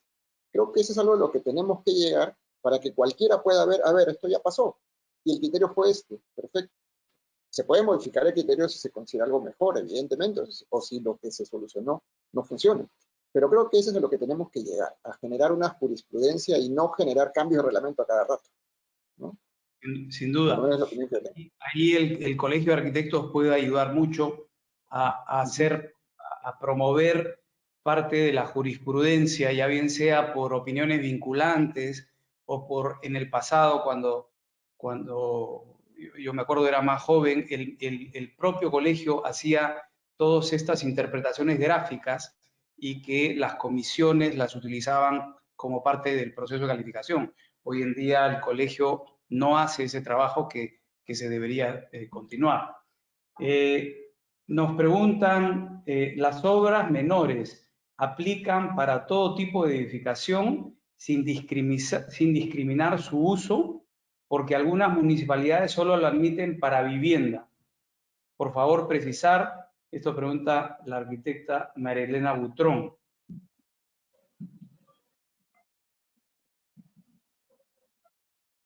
Sí, de acuerdo, no hay una limitación, ¿no? Pero igual, vamos a tener que considerarlo en la Esas son pues 2909. las cosas, como tú dices, Pequi, que nadie sabe de qué chistera sacan ese conejo, pues, ¿no? O sea,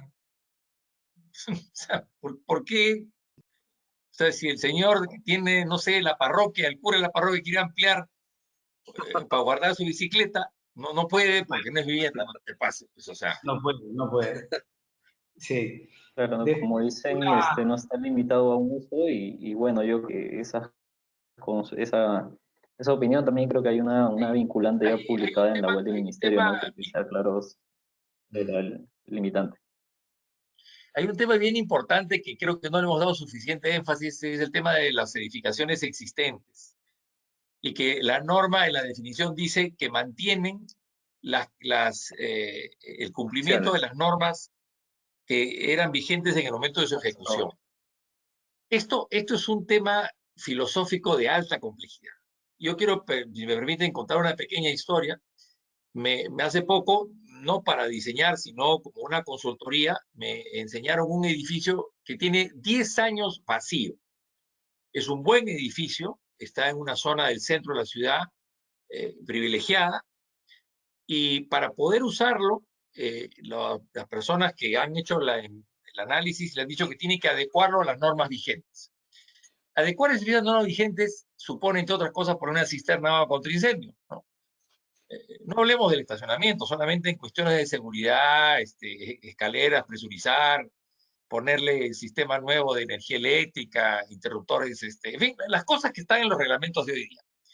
Y cuando terminó esta cosa le dije, pero ¿por qué se toma la molestia de mirar eso? Cuando lo más fácil es demolerlo, porque tampoco cumple con la norma sismo resistente. ¿Sí? Claro, nosotros podemos corregir lo que vemos, pero adentro de las columnas hay una cantidad de fierro muchísimo menor a la que hoy se necesita. Y esto me asocia con los inspectores de CENEPRED que van a las edificaciones existentes a pedirles que pongan una serie de elementos, cuando en realidad lo primero que tienen que pedirles es que lo demuelan, porque no cumplen con, por ejemplo, la junta sísmica con el edificio vecino. O sea, hoy día, como se sabe, las juntas sísmicas han crecido enormemente a partir del conocimiento adicional que se tiene sobre la conducta del concreto en un sismo. Entonces, ningún edificio cumple con eso. Entonces, yo digo, ¿para qué vamos a estar aplicando al edificio que le ponga rociadores o que le ponga cisterna o la bomba contra incendio, si el edificio finalmente tiene un problema mucho mayor, que es que no cumple con la norma sísmica vigente? Entonces, yo creo que es bien importante que de alguna manera tengamos que hacer un capítulo, y yo sugiero que haya la posibilidad de al ministerio que encuentre a una comisión que trabaje específicamente el rubro de edificaciones existentes y ver en qué medida, en función del uso, estas pueden tolerar o adaptar, o sea, porque si no va a pasar lo que este edificio que les cuento, que continuará vacío para siempre. Es un edificio condenado a muerte y que está bien, o sea, es un edificio que perfectamente se puede usar. Naturalmente no tendrá todas las consideraciones de seguridad vigentes, pero es un edificio que se puede usar, en fin, o que sea con alguna limitación, no lo sé. Pero no podemos comenzar a condenar a muerte a todos los edificios simplemente porque el reglamento cambió. Eso equivaldría pues a quitarle su título de arquitecto al arquitecto Espinosa porque no ha llevado el curso de domótica 3, ¿no? Que ahora se dicta en la universidad y que él no llevó, pues, ¿no? Entonces tienes que o regresar a la universidad o te quedas sin título. Tú escoges, Quique. Yo quiero ser informal. Cada día me quiero parecer más a un informal que no cumple ninguna norma en este país, ¿no? Incluidos los políticos de este país. Hay una infinidad de preguntas, como comprenderán, y no podemos, lamentablemente, el tiempo es un verdugo. Yo quiero agradecerles a todos los participantes. Creo que este tipo de diálogo es muy rico y de nuevo desde el sector de los desarrolladores inmobiliarios, los arquitectos que ejercen la profesión todos los días, tenemos pues preocupaciones, pero al mismo tiempo también damos de nuestro tiempo para poder mejorar y para que la función de un revisor de proyectos o de gente muy honorable que trabaja en administración pública haciendo normas sea cada día más llevadera. Así que bueno, muchas gracias por su tiempo. Hemos tenido una acogida grande. Hasta ahorita tenemos una acogida grande, hay 264 personas conectadas. En el momento más grande tuvimos 321 personas. Por consiguiente, hay un interés en el trabajo que se viene desarrollando desde el Ministerio, lo cual felicitamos. Muchas gracias por su tiempo y nos vemos próximamente en otro evento de la Cámara Peruana de la Construcción. Muchas gracias. Gracias también. Muchas Muy gracias. bien. Muchas Luego, gracias. gracias. Gracias. Abrazo.